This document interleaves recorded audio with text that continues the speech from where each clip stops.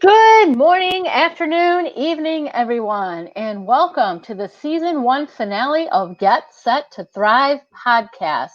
Today, we're hoping to have our guest, Kelly Sharkey, join us.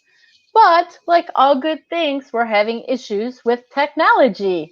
So hopefully she can get it worked out and join us. But we'll see what happens. At least we have power and internet on our ends. Right, Shreyas? Absolutely. That is something, it's beyond our hands. Some know how to work with StreamYard, some have issues. It's just part and parcel. That's how life happens. So we are all set to start our episode and have a conversation and hope that Kelly find some alternative arrangement and hopefully join us very soon. So until then, Michelle, what do you think is happening with this technology things? Sometimes we also have troubles. Fortunately, as you rightly said, we have internet and power to keep this going and running. So, what issues, if at all, have you faced before? Yes, I don't know. Sometimes it's new technology. People aren't used to it. Sometimes, like earlier before we actually went live, I was having issues with my signal, and I had to actually shut down my signal and come back on, and now we're a lot clearer. So sometimes it's hit and miss. Sometimes I don't know. I'm a firm believer, that things happen for a reason. So I'm sure there's a great reason for this issue. It might be that we have such good stuff to give that somebody's trying to stop us. So we just have to persevere and fight through it. I know you mentioned in our discussion earlier that sometimes firewalls can prevent people from using certain programs or even the cameras on their computers. Uh, Trish, you're much more techie than I am. What kind of advice can you give to people having issues like this? Well, it was by accident that I found my antivirus blocks webcam access if I try to log in from an external link or start a meeting that I am not the host of. So that was by accident that I found that my Casper Sky antivirus does a really great job in preventing who uh, gain unauthorized access. So what I really tend to do is kind of disable my webcam protection just before I hop into the meeting and then re-enable it so that there is no interference from my antivirus. Sometimes it's just the browsers are not updated, so there might be an issue when you log in, and well, the most common culprit is the internet signal. So unless you have some strong signal, or sometimes I've tried sitting right under my router and I don't get the signal. So it's just strange that it can really happen. And it has happened because work from home is getting along. Each and every household has at least two or three systems simultaneously running on Wi-Fi. So that is one of the most common culprit.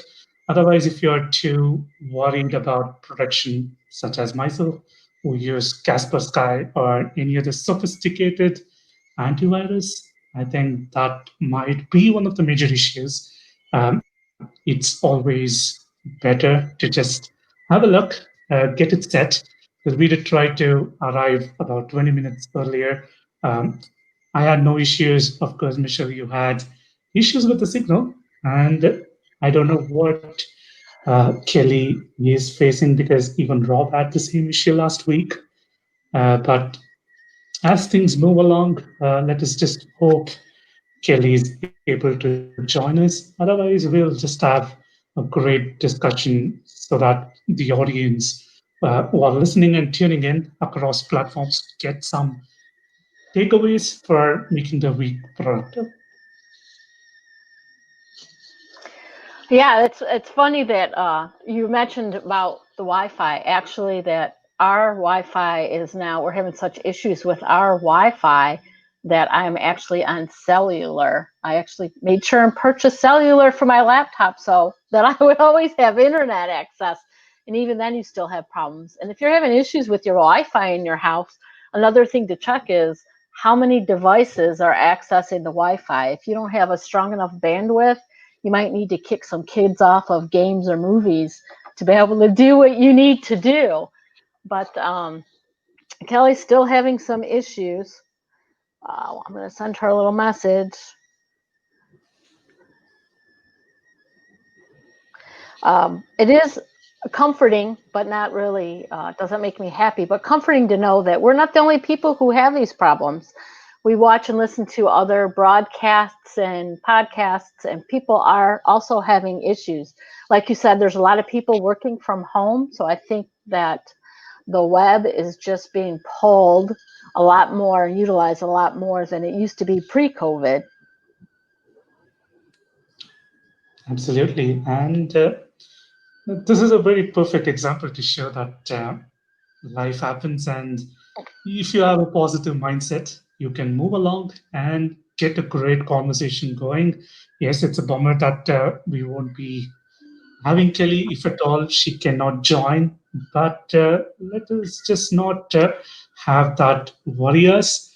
Michelle is a storehouse of knowledge, so we will have something great to discuss, and hopefully we will get to know a little bit more about what Michelle shares, what are her core values, core beliefs, and why she values Clifton's strengths.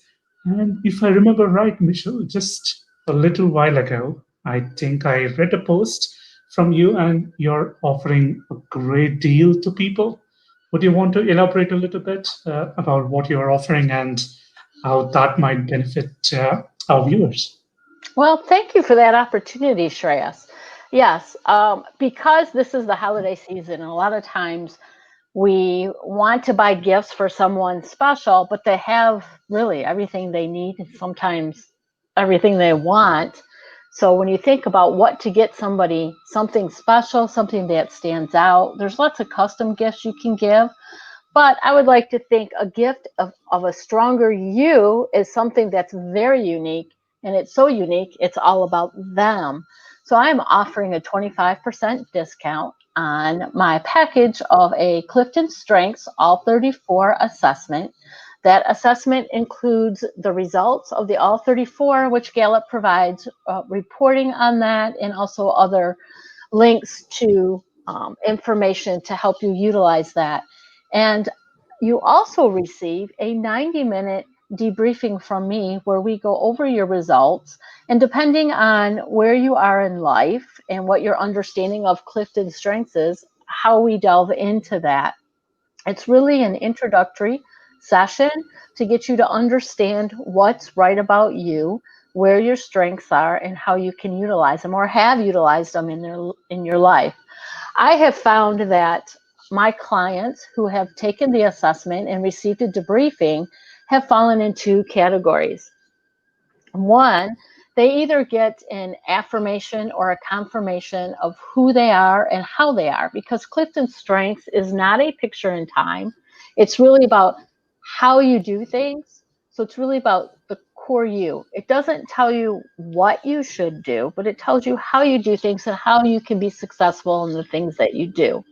The other camp that people fall in is it's an aha. This is a value that I have. You're providing self value. I have had clients who thought when I said, we're going to find out what your strengths are, they actually say, and these are adults and not young adults, right? These are older adults, middle aged, young to middle, or, 30s, 40s. And they say, what? I have no strengths. I have nothing to offer, because people have always tried to fit them in a mold of what we think people should be good at instead of what they're good at.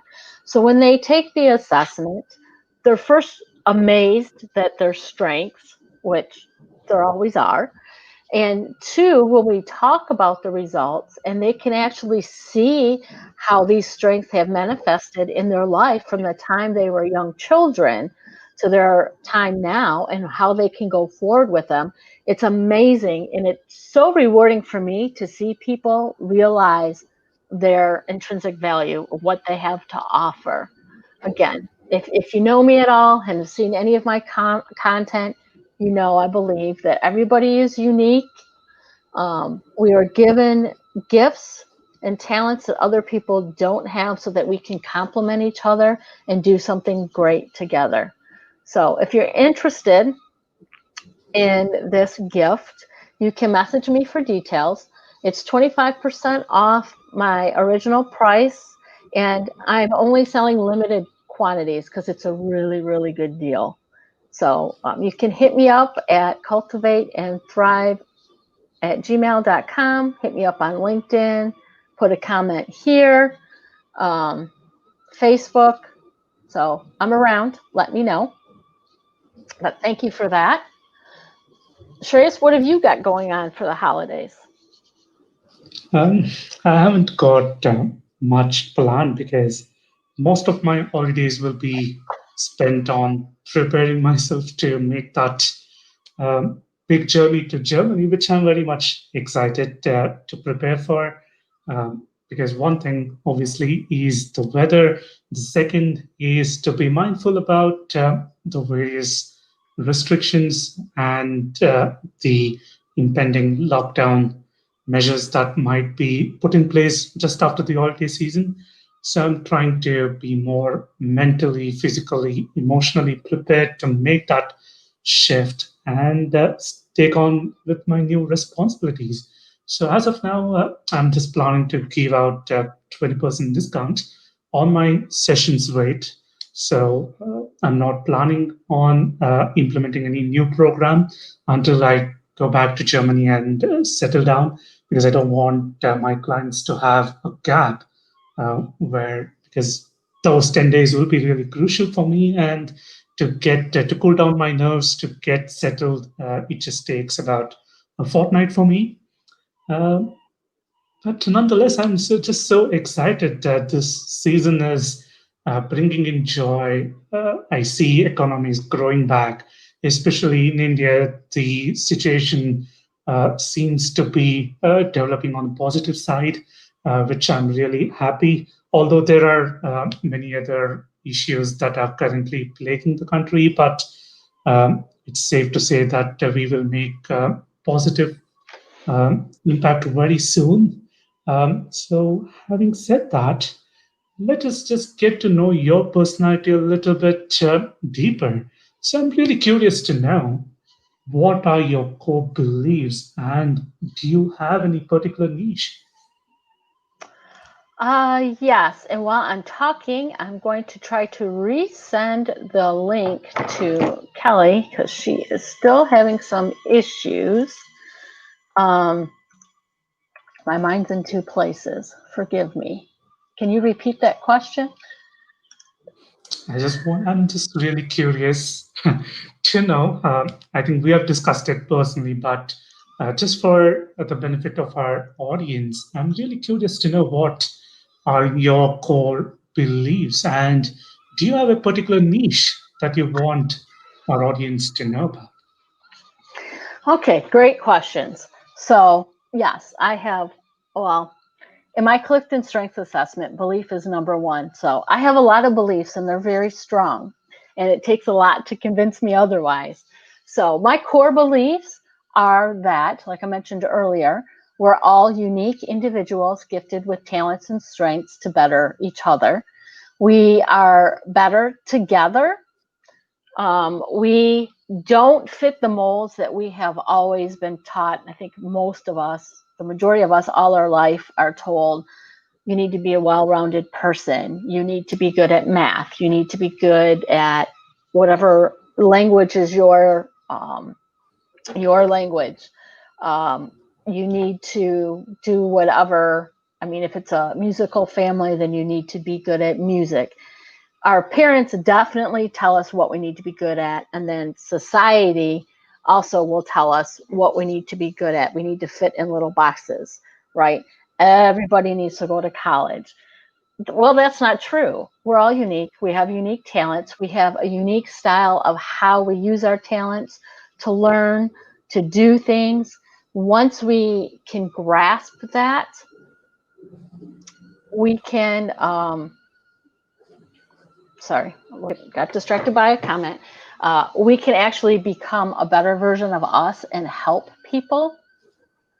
My particular niche that I'm working at helping, of course, like all coaches, I want to help everybody. That's just in me and in my heart.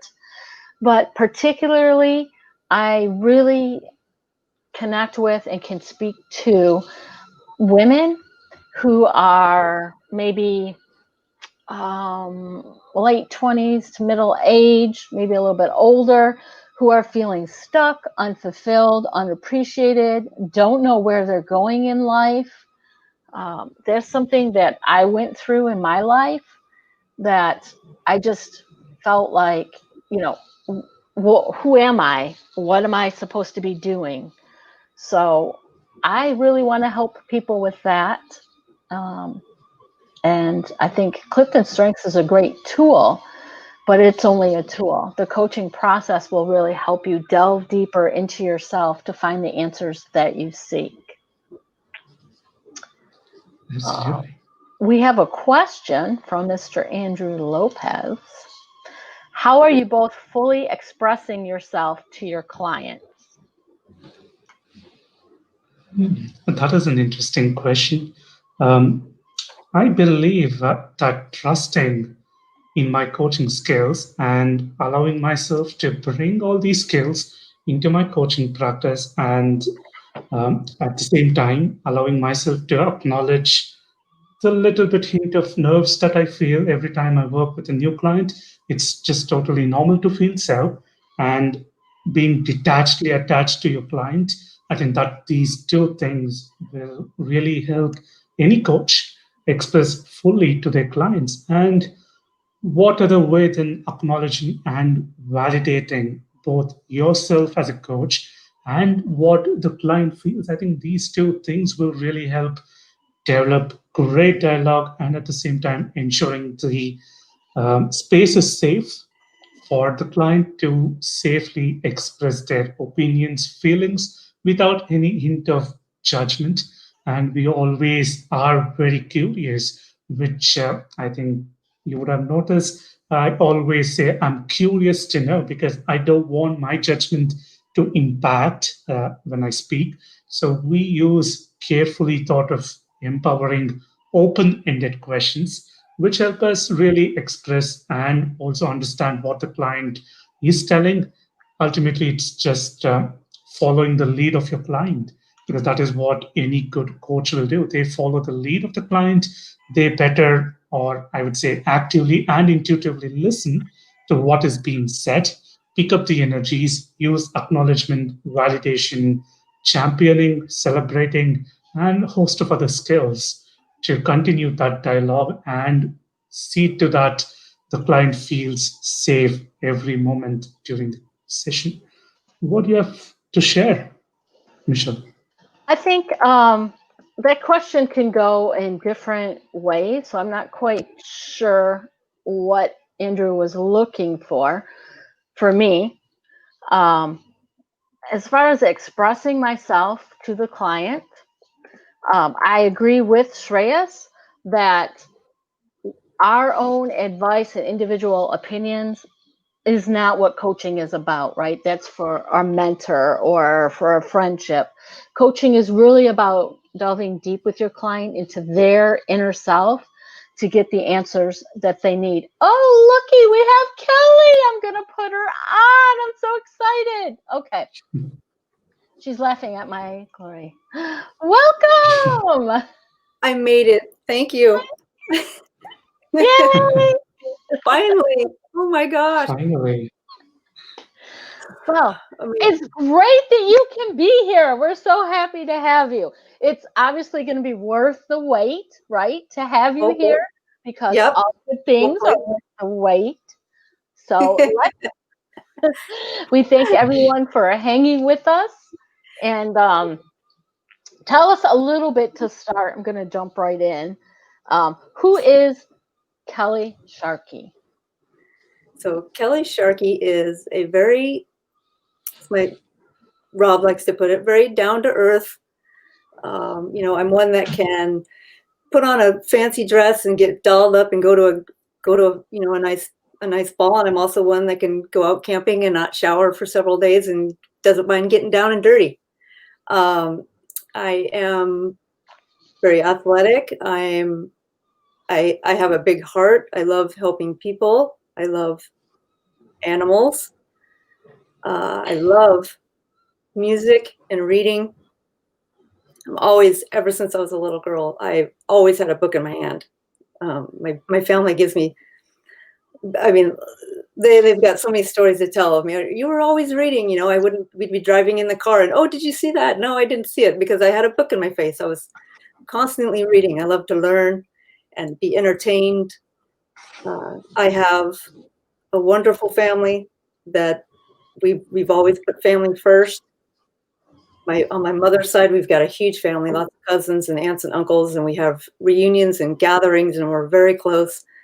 We're very, very family oriented, and luckily, Rob and I, with the careers that we've had, we've been able to spend a lot of time with our kids because we've been our own boss through a lot of our careers, and so that has been just a huge blessing.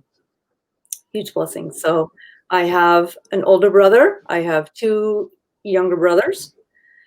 Born and raised in Washington State, basically lived in Arizona for a few years, about 7 years, and got a little bit too much sun and decided to move back to the Pacific Northwest. Which I love. I love the green, and there's so much to do here, and always been a big skier, and there's lots of that to do here. So yeah, that basically sums me up. Awesome. Thank you very much, Kelly, for joining us, and very glad that you made it finally. So I'm curious to know, what does coaching mean to you, and how did you get into coaching? Coaching, first of all, so how I got into coaching was I've had a lot of different careers throughout my life, and I got a teaching degree at one point. I love working with kids, and I thought, I can expand this into adults, helping adults. I've always, loved to empower little girls and boys, and thought, hey, I can help out adults. So people have always come to me for me to calm them and to inspire them, and I've always been a very loyal person. So at some point, Rob and I got into acquisitions and building up small companies, and got a lot to know about the corporate world. And so we thought, we always helped a lot of people that way, and why not turn this into coaching? And so, I started coaching women. Learned a lot about discrimination with women in the professional field, and how to help women, how to empower women and make them feel safe and confident, and that they're listened to. Their voice matters. And so that was kind of my niche, was helping women, and it's been a wonderful experience. I love being able to, take somebody, learn what their problem is, and bring them down to the ground floor, and then help them reach their highest potential that they can reach. And at the same time, I'm learning about myself. I'm able to grow. It's very, very fulfilling to be able to serve people and guide people and teach people, and just watch them blossom, and then learn about myself along the way. So it's been an incredible journey. Yes, it is. And before we proceed to ask you to share a little bit more about yourself, we have a question from the audience. If you're willing to take it up now. Sure. We have a question from Karthik. He's asking, people look for a mix of personal and professional requirements in one coach. Do you think it is a good combination to find that coach, or these coaches should be different? I think for coaches, I think just find your niche. Don't try to be the jack of all trades. Don't try to spread yourself too thin. Just find your niche and stick with that. I think the problem is a lot of coaches think, well, I've been in the corporate world, I can help with that, and I've been in lots of relationships or whatever, and I can help with that, and it can just go on and on. But I think that's just try to find one, maybe two avenues, and just really focus on those, and be the best you can coaching somebody in that category. Yeah. Absolutely. So from what I Yeah, go ahead, Michelle. Sorry, Chris. Yeah, I'd like to add to that too. I think Kelly's absolutely correct, because even though coaches are generalists, if they're coaching in certain area, they have to have knowledge how to help in that area. And really, I think business, if you're talking about a business coach, that's very different than someone, if you're looking for someone to help you in your professional career. A business coach is really a specific niche that you need to look at. They have to have knowledge of how business works to coach you in that. That's my belief, although people, coaches can generally help you through almost any situation, but you do want to make sure you find someone who's qualified to coach in certain specific areas. Exactly. For example, I've been an athlete my whole life. I did track and cross country for years, and would I say that I could be a health and wellness, coach? No. I mean, yeah, I can help somebody a little bit along the way, but I don't know all the, how the body works and all the, inner, what I'm saying, to be able to actually coach somebody in health and wellness and fitness. I couldn't do it. I know a little bit about eating healthy and, good things to feed your brain and that sort of thing, but I wouldn't put myself into being a health and wellness and fitness coach. So again, just find something that you're really good at, whether you're going to study that, whether you go to school or however you do it, but just try to pick one niche and just go with that. And they're saying today, niches in like the marketing field is really up and coming, and another one, small business, because of with COVID, that so many people are wanting to start their own business. They're thinking out of the box, and so that is a really popular coaching industry that's coming up. Another one, I don't know if either one of you have heard of it, but it's called EFT coaching. That's another one I haven't really read much about it, but it's supposedly another one that's people are starting to dive into. So there's definitely a lot of possibilities out there right now for people. Absolutely, I concur with you both. So the simple answer to Karthik to your question would be you would be better off if you have separate coaches for your personal and professional requirements because of the reasons already mentioned by both Michelle and Kelly. So it's up to you in the end. You're the decision maker, but based on what I just heard from both Michelle and Kelly, I think you would be better off having different coaches. So that brings us back to our next question. What are your recommendations to new coaches and how should one select a coach? So part of that we were just saying is it's to, again, find a coach that deals with what you're looking for. And I think you have to be able to, you need to treat them as a human being and really get to know them personally. A big thing is to ask them, what makes them tick? What do they get excited about? What kind of positive emotions and memories, get them excited? So, for example, ask them what was their favorite birthday memory. Go through the senses. Was it, that they had a cake that was just out of this world, or it was a surprise party, or what was it that made it their favorite birthday? Those are the kind of things that you're going to want to learn about your client. You want to get personal with them and know them as a true human being, and then be able to, help them. You need to ask them the right questions and be able to get the right answers that you're looking for. Be able to get them on the ground floor so that you can raise them up to reach their highest potential. And you want to be able to make sure that they can lead a fulfilling life that they're wanting to lead. So that's about it. Make sure just be a good listener too, and don't be afraid to let them give time for reflection. You ask them a question, let them be able to reflect, take their time to answer, be a good listener. There's solace in silence. Just because there's silence, that doesn't mean, oh my gosh, this conversation is awkward, or it's, just be in the moment and let them be themselves, and you help them out, and it'll all be good. Yeah, I agree. I think listening is a really important skill that a coach needs to have, right? If we're doing all the talking, how can we possibly know what our clients need? Because besides the fact we're not there to advise them on anything, right? Right.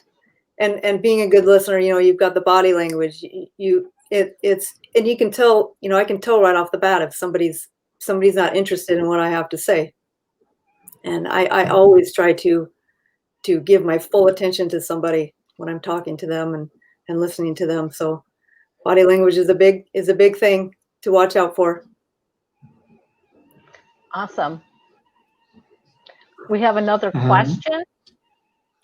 Yes. So Judith asks, what makes you tick? What makes me tick? Well, one thing that makes me tick is, again, just helping people. That's my main thing, is helping people, seeing them being happy, making them smile, making them love life. Animals and nature makes me tick. My family makes me tick. I love being entertained, somebody making me laugh, watching a good actor, or, somebody dancing that's phenomenal, or watching someone do an amazing feat. That just blows my mind. I just love learning about people that have crazy talents. And I wish, man, I could be like that.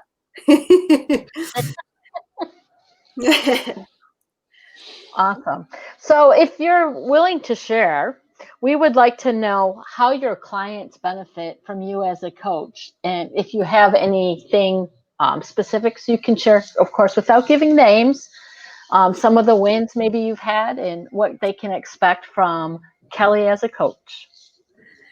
So people, again, they tell me that I'm able to pull things out of them that they never even knew existed.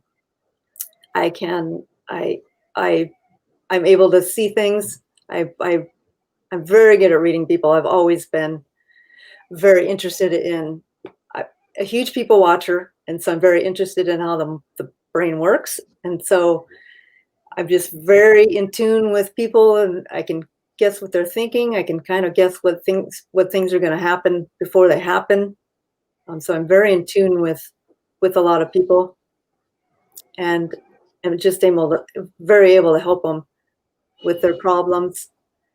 And so what was the second part of that question? If you can give examples of maybe what you've helped people work through. Yeah, so kind of some examples, with not going into too much detail, but I've helped people with marriage issues.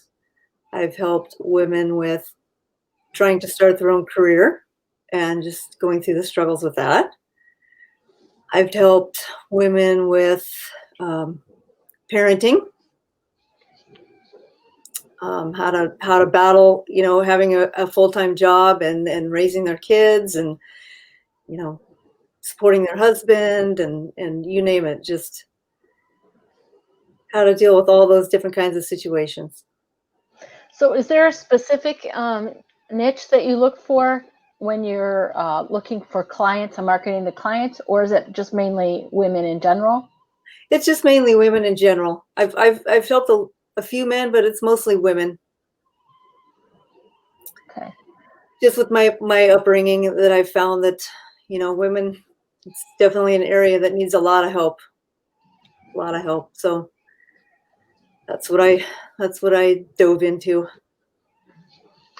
So when you mentioned helping women start a career, is that young women who are just starting out in the world, maybe women who've stayed home with their family and then are looking for a career later in life?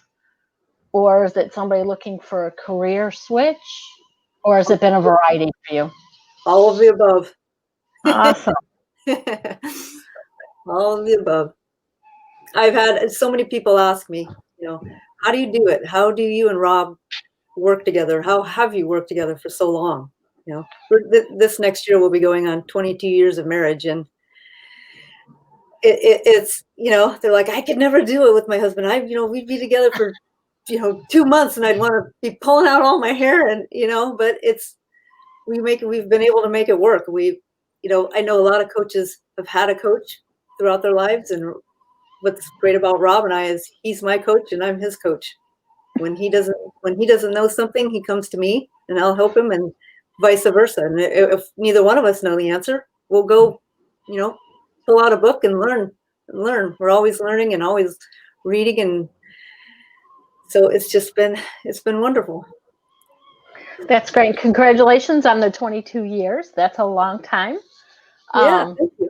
And you know what I Yeah. just realized is it's actually, I know there's a name for it, but it's 22 years on May 22nd. So I know there's a special name for that when you have both of those happen, but I can't remember what it is.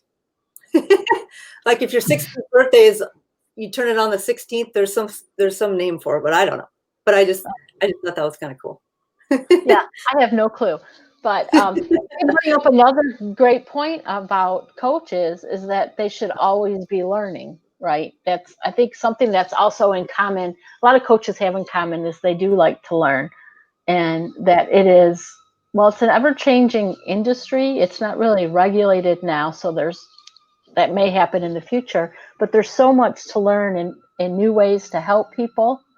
And you mentioned that you guys go read books. Are there any resources that you would recommend? Okay, first to maybe for coaches, and secondly for maybe people who would be your target clients. It's just, I mean, there is a lot out there on the internet, but well, you can learn a ton from the internet. So it's kind of just pick and choose, and you know, take it with a grain of salt. But and there are a million books out there, so and of course take a class. You know, if they want to take a class, that would be helpful as well. But there is a lot out there. Yeah, so you just kind of have to decide. You know, and you're not necessarily going to agree with everything you read either. So you kind of just fine tune it to what works for you, and go from there. Can I ask you guys a question? Yeah, absolutely. Good, Kelly. Then Michele, what satisfies you as being a coach? I'm sorry, I lost the first part. What, for you being a coach, what is satisfying to you? Oh, absolutely. Helping someone to get to whatever their destination is, whether it's resolving a problem, finding out who they are. The biggest reward that I get from someone is when I work with someone who feels they have no value, and helping them find that value is so rewarding for me. I believe that every person needs to be valued, and that if we all put more value on the human life, the world would be a much better place. And how about you, Shreyas? I just have to concur with what you said. So, seeing my clients make that positive shift and coming to each session with an intention to progress, I think that is what keeps me motivated. And since I cater to frustrated and pull down mid-level management executives, so seeing them, have a beautiful work and at the same time having a balance between the life and taking care of themselves, I think that is the biggest reward that I can ever get. And that feeling is really great as a coach when they come back to you and say that they've been able to make a tiny progress, but nonetheless it is progress, and seeing that shine in their eyes and them looking forward to more of those sessions. That is the best gift as a coach. Yeah. Great. So, this is season one finale. So, we would like to end it with a bang. And what better opportunity to talk about Co-Mentors Association? Yeah. It's a great entity helping coaches have mentors, because you rightly said coaches do need coaches, and it's the path of continuous learning. So, what can you share about Co-Mentors Association? Well, what I can share is, and I hope you don't mind if I can read part of this because it is something that I'm very passionate about, and I don't want to um, lose my train of thought and get all jumbled up here. So this is what I wrote down last night. What core means, and so as everybody knows, that Rob and I wanted to create a community of people that can help one another and connect deeply. So these people are mentors and coaches specifically. They're a tribe of seasoned veterans and newbies that are out to connect or align with an individual that is needing the help in many categories that we have, such as trauma, life, business, health and wellness, PTSD, early childhood development. We have all sorts of avenues where different people can obtain help. And these coaches and mentors have the power to help these individuals and transform their lives. This core community we are creating is pulsating with bright, enthusiastic, and eager coaches and mentors who are full of energy from all walks of life. There is power and hope in core, and I fully stand behind our mission, our leadership, and the idea that so many coaches and mentors can empower themselves even more and others by living in their purpose. Lastly, but most important, empowerment, support, and acceptance is a life-changing combination, and allowing someone to believe their dreams can and will be made into reality. So that that's what core is all about. It's you know, it has a capacity of reaching 50,000 members, and we hope someday to obtain that. It's Rob and I's passion. We hope to leave a legacy and hope that everybody can benefit from it and so many people can get help, because that's what it's all about, is getting people the right help they need. Absolutely. Yeah, it's truly empowering, and I do wish you achieve the magic number of 50,000 very soon. And I'm sure a lot many coaches stand to benefit from Co-Mentors Association. So before we let you go, how can our audience reach you for coaching or for any other need that they might find you can offer? They can reach me through LinkedIn. I have my email address on there, and so they can contact me through my DM or my email on LinkedIn. Perfect. So we will drop in Kelly's LinkedIn profile in the comments. Please feel free to reach her for any coaching needs that you might have. And this is season one finale. So we have had 12 episodes on our maiden podcast. So I want to take this opportunity to thank each and every one for supporting us, for giving us feedback, for tuning in and showing up on this live session. So, Michelle, what stands ahead for Get Set to Thrive podcast? What about season two? For season two, we are bringing on more guests. So look forward to that. And also, we plan on going live more regularly so that we can have more interactions with everyone. Trish, you want to let them know when season two will start?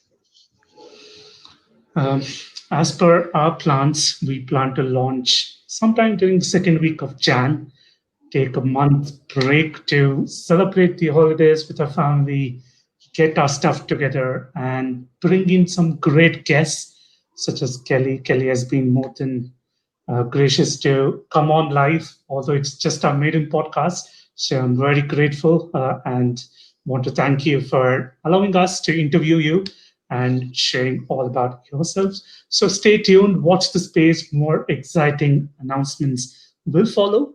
And we promise to bring in some great details, more about coaching, more about any other life topic that you want us to discuss. It will be taken care of Until then, please take care. And this is Get Set to Thrive podcast. Thank you. Thank you. Thank you very much everyone. for having me on here. Sorry about the technical delays. But I It was very much appreciate you having me on your show. Thank you, Thank you Kelly. very It was much. a pleasure. So much. Take care. You too.